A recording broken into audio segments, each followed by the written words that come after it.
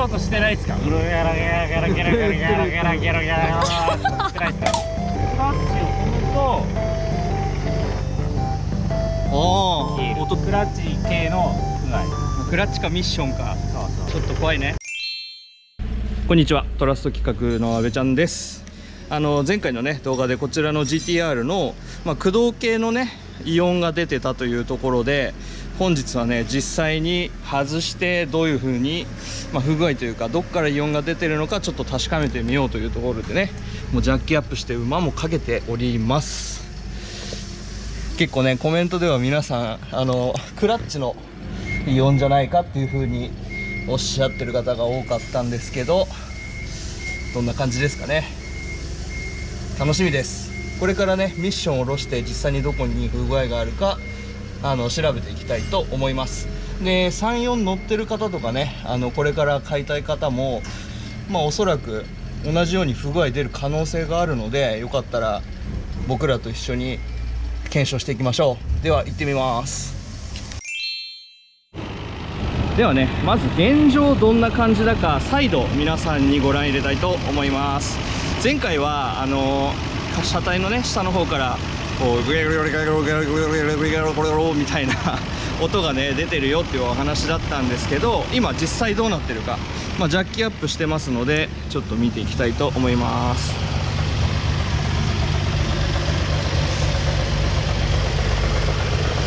これミッションですね。 34GTR はゲトラク純正の6速ミッションついているんですけど、ちょっと聞こえにくいかもしれないですが、やっぱり音出てるんですよね。ちょっとカタカタ音というか、前回みたいに大きい音ではないんですけど、多分まだ冷えてるせいなのかわかんないですが、やっぱ出てるところはあるんですよね。でこうやってね触ってみると、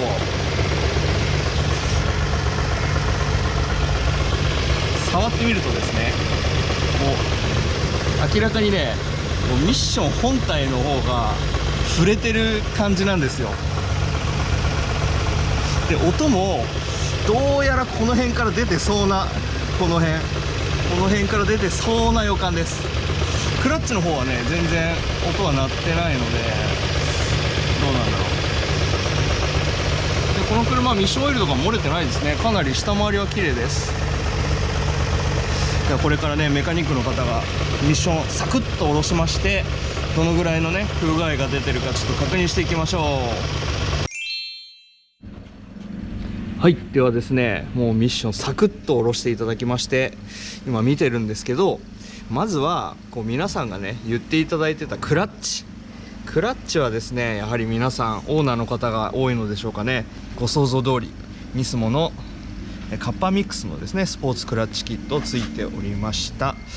でイオンの原因がねもしクラッチにあるのであればっていうところで、こちらのクラッチディスクの、こういうリベットの面、こう緩みとかですねガタがないかしっかり確認したんですけれど、そういうとこは見つからなかったっていったところです。でこのクラッチねノーマルでもかなり音が出るっていうことを皆さん言ってらっしゃったんですけれど、その音の原因がこういうリベットではないのかなっていったところでね、ちなみに僕も同じクラッチつけてますけど、32だとそんなに音はしないかなといった印象です。クラッチの方は異常がないといったところですね。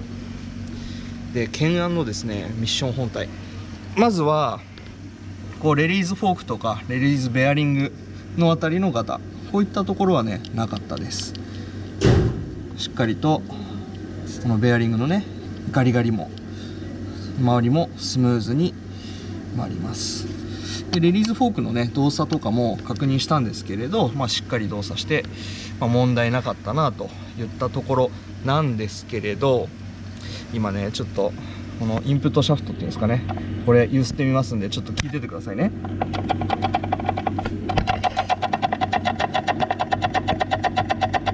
わかります？このカタカタでちょうど音はねこの辺から鳴ってます。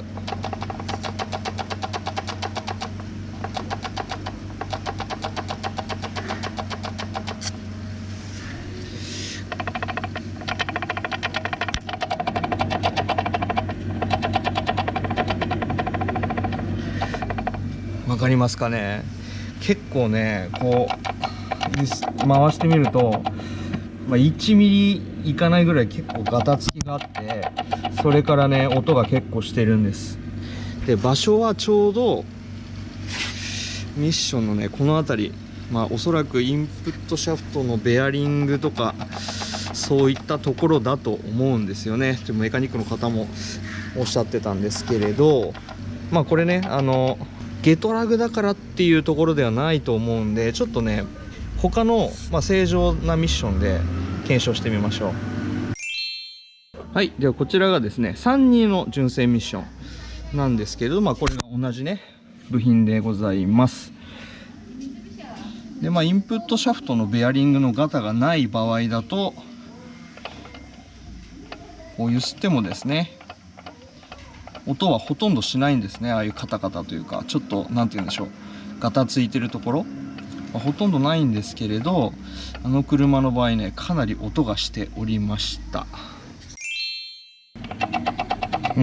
やっぱ明らかに音してますよねこれね。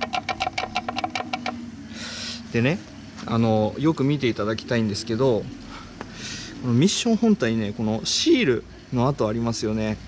これねノーマルではついてないシールになります。でおそらく、メカニックの方とお話ししたんですけど、推測ですよ、推測1回ミッション開けた時に、オーバーホールなんでしょうかね、ちょっと不具合出て直したのか分かんないんですけど、ミッション開けた際にそこの組み付けをちょっと精度出さずにやってしまったような、そういうイメージ。あとは、この車12万キロ弱走ってますんで、その部分の経年劣化なのかなみたいな。あとは激しいシフトミスとかで内部のパーツベアリングとかにへたりが出てこの音が出てるのかなといった印象ですね。クラッチ自体の音っていうよりかは、今回の車に関してはミッションの音が大きかったなといったところでございます。で、皆さんご存知の通りね、このゲトラグのミッションも新品出ません。で、オーバーホールするのもオートギャラリー横浜さんとかねいろいろパーツ出していただいてるとこありますけど、基本的にはもうパーツがないといった状況になってますので、かなりこの車を直すのは苦労すると思います。ちなみにねトラスト企画にはまだゲトラグ変換キットとして出してるパーツがあるんで修理することは可能なんですけれど、かなりお金はかかるかなといった印象でございます。これはちょっとねいただけないっすね。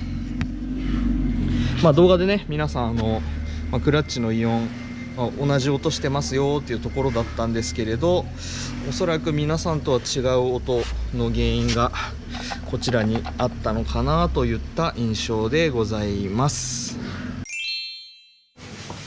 こちらね 34GTR の純正クラッチです。めちゃめちゃ綺麗。これでも中古なんですけど超綺麗なパーツがたまたまね在庫してまして、でこちらをあっちのねミッションにつけてみて再度イオンが鳴るかどうかちょっと検証していきたいと思いますので行ってみましょう。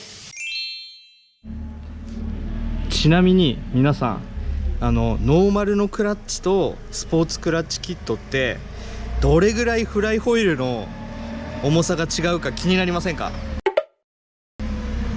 これね今映してるのは日産純正の34のクラッチです。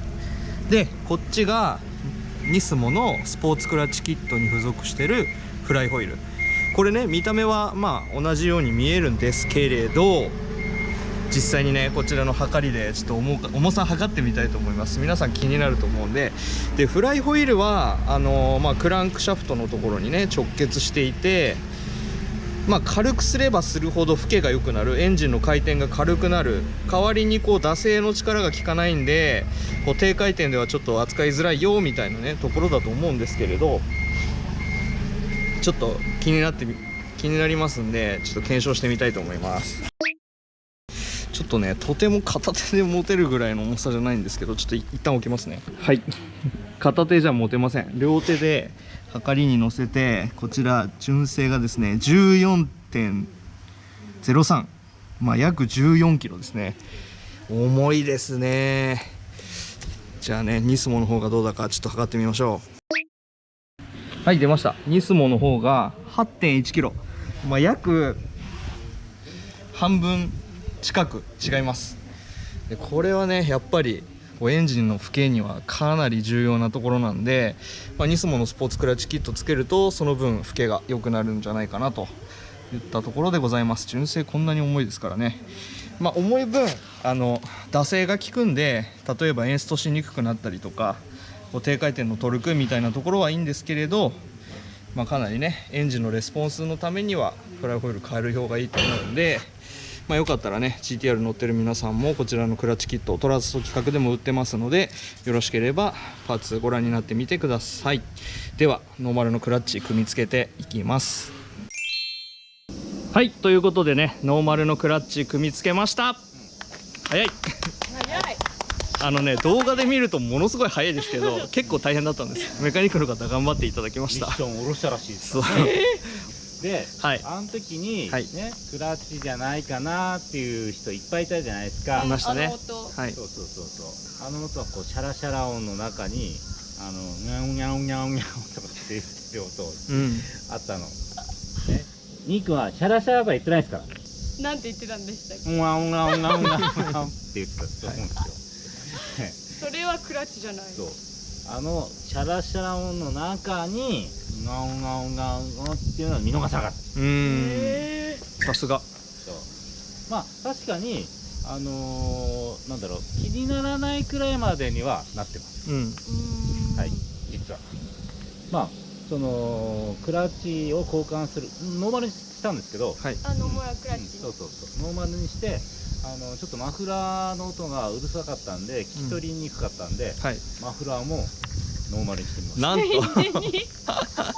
とでも本当にねノーマルクラッチもノーマルマフラーもあるトラスト規格はすごいですけどね、普通にね。すぐ変えちゃうから。でほら、はい、アルミホイールもなんか脱製とかつってた人いて、確かにね、採用には似合わないっていうコメントだったので、はい、ノーマルにしてあらららこれは純正ホイールだ。なんとアドバンネオバンにして、あらタイヤまで横浜なんかやっぱまだねエアロって時間かかるんですよ。もしノーマルにするにしても、はい、お金かかっちゃうし。そうですね。でこれやんなかったんですけど、はい、ホイールとかねいくらでもチョイスできるんで。なんかもう全然違うんですけどホイールじゃないだけで。なんか阿部ちゃんの車に見えなかった。ちゃんと GTR 見えるようになってきた。変わりましたね。ホイール変えるだけで。じゃあちょっとね早速、はい、交換してクラッチの音を聞いてみましょう。はい、お願いします。はい。ちょっと聞いてみましょう。はい。どんな音するんだろうな。あれ、花ちゃんかけてみる？花ちゃんマニュアル得意だよね。この間から。トラックは得意かもしれない。いやでもほらこの間同じ車で MT 教習したんで。そうこっちの車で教習したじゃないですか。そうこっちの車。高い方の車ですよね。そう。こっちの車でこっちの車の安いですから。じゃあ安い方をぶつけて壊しても大丈夫ですから。やばい怒られちゃう、炎上しちゃいますから。そうしたらバンパー交換するから大丈夫。確かに。エアロ交換した方がいいから。純正バンパーで交換するから。ついた方が。そう。またカプチーナあたりにつけてしまいます。真ん前にある。またファンの人怒っちゃうから怒っちゃう。エンジンかけてみましょう。エンジンかけてみます。はい。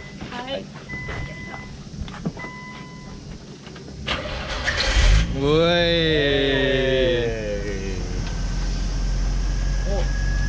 だいぶ静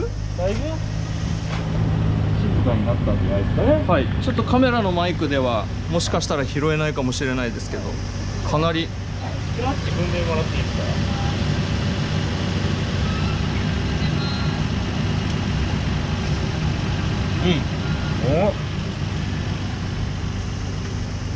これはやっぱり千葉の田舎のマフラーがうるさかったんじゃないですか。かもしれないですね。そんなことないよ。見逃さないよ。今この中に耳を澄ましたらね、若干ゴンゴンゴンゴンしてます。聞こえない？でも聞こえない？カメラのマイクでは聞こえないかな。でも聞こえますね。なんか周波数的なこれね。ワンワンワンワンワンみたいな。なるほど。まあプロ目線からすると、ん若干音はしてます。うん、そりゃそうですよ。だって普段バッチリの車乗ってるんですから分かりますよ。 RB の音、エンジンの音もそうなんだけど、はい、あれちょっとおかしいなっていうのは感じる。ちょっと感じる。さ、花ちゃんさ、クラッチ届かなくないですか、それ。これ結構濃いんですよね。なんでいつもこうシートを前にしようとかって思わないですかね。いや別に走らないからいいかな。やっぱ走らない人はね、シートポジションをね、なるほどね。もう直さない。自分が動いちゃう。自分が動いちゃう。自分が動いちゃうっていう。すごい。ちょっと変わってよ、みーくん、ちょっとね、これ持ってみるから。はい。はい。よいしょ。試乗してください。ちょっとね、外と中でちょっと音が違うかもしれない。いや、だいぶ静かになったよね、確かに。確かに。もうだいぶ違うな。なんかちょっとその辺乗ってみようか。はい、ぜひぜひ。じゃあ花ちゃんこれ横隣に乗ってください。はい。やっぱりあれじゃないの、シートポジションをこうやって直さないとダメなんじゃないですか。こう直さないと。そうですね。自分の位置に合わせてこう乗れるようにしないと、こうね、あっち埋めるようにしないとね、はい。ダメじゃないですか。どれ乗ってみましょうか。はい、乗ってみましょはい。今音してないです。確かに。う。うん。ただ少ししているような気がします。でもわからないですこれ。わかんないです。わかんないです今現在。低速ではしないですね。やっぱりしてないですよね。うん。今エアコン切ってあるんですけど、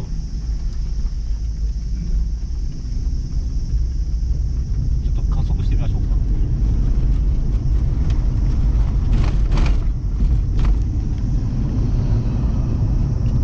今んとこわかんないですね。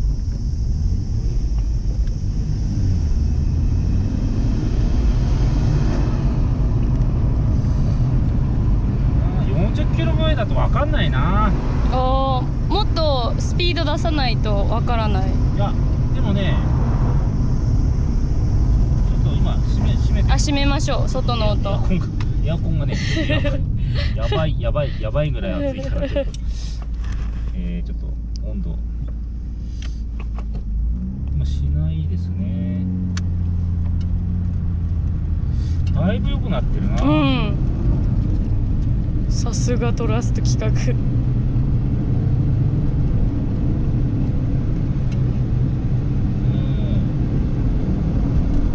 ぶ気にならない感じでは。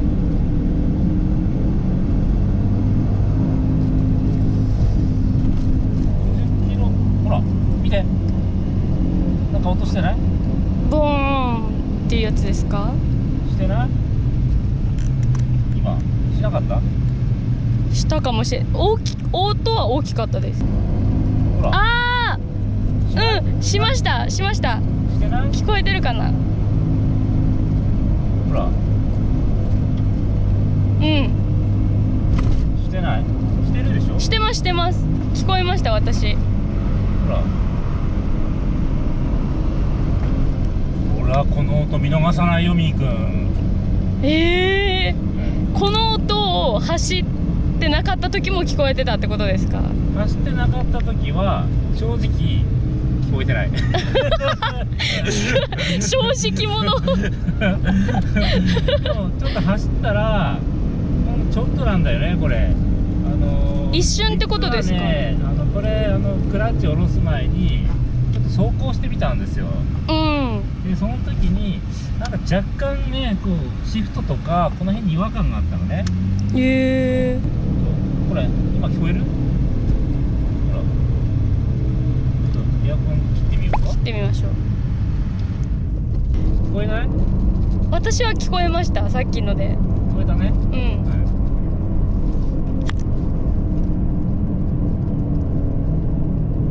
ほら、この減速した時に聞こえるよね。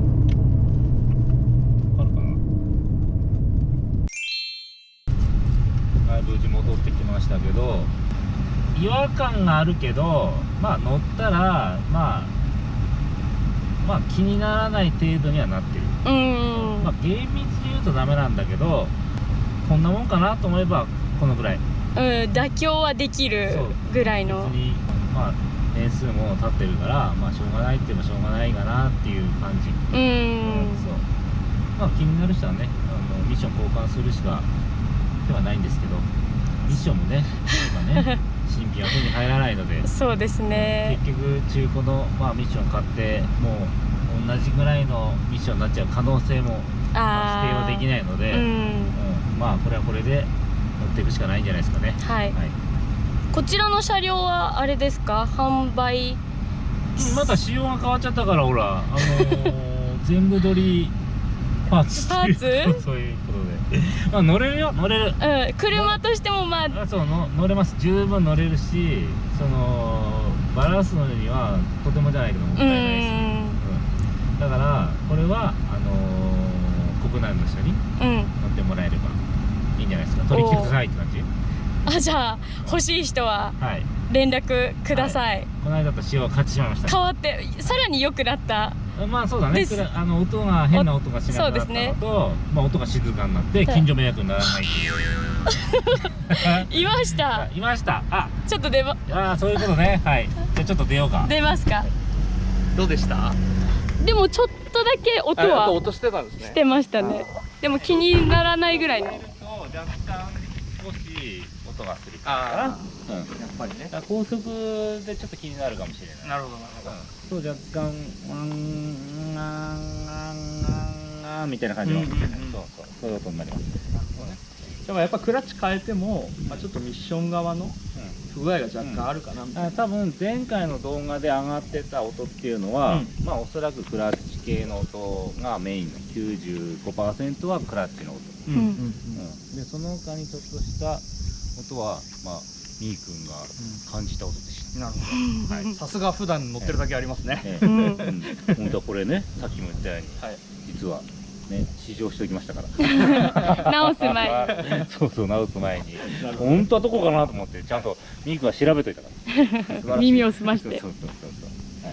でこれこの間ね動画上げたと思うんですけど、なんともうお問い合わせがですね何件も来てて。だって値段言わないんだもん。だってやっぱりね、なんか程度が悪いと安いと思っちゃうじゃんみんな。海外のお客さんからも私聞かれました。そうなんですね。意外と高いんだよ。安いとかって言いながらも安い方の部類かもしれないんだけど、産業の中ではね、安い方の部類かもしれないんだけど、まあまともな値段ですよ。大体そんな変に安いわけではないですよね。そんな感じの車です。それでもね、値段を知りたいって方は問い合わせてください。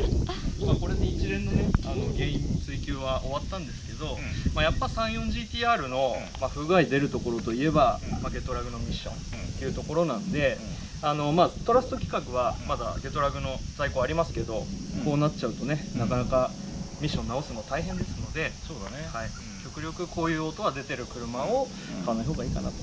そうだね。なんだろう、新品のミッションってないんですよ世の中に。まあうちは特別持ってるんですけど、すごいですね。よくわかんないけど。よくわかんない。買ってまで直すほどではないです。だから交換して。例えば中古のミッションだったり新品のミッション交換しないといけないなっていうレベルのものじゃないんで、これはこれで妥協して乗ってもらった方がいいんじゃないですかね。ミッションオイルとかねちゃんと管理してもらえればそんなすぐ壊れないと思う。音が消すようなね添加剤とかもありますから、その辺使ってもらって乗ってもらう形でいいんじゃないですかね。じゃあね、本当長かったですけど、この34ちゃんのシリーズパート2パート2この後もあるかもしれないよ。この後もあるかもしれない。この後もあるかもしれないよ。また売れちゃったらまた撮ろうかなと思いますんで、ぜひ問い合わせてみてください。じゃあ今日の動画は以上となります。ありがとうございます。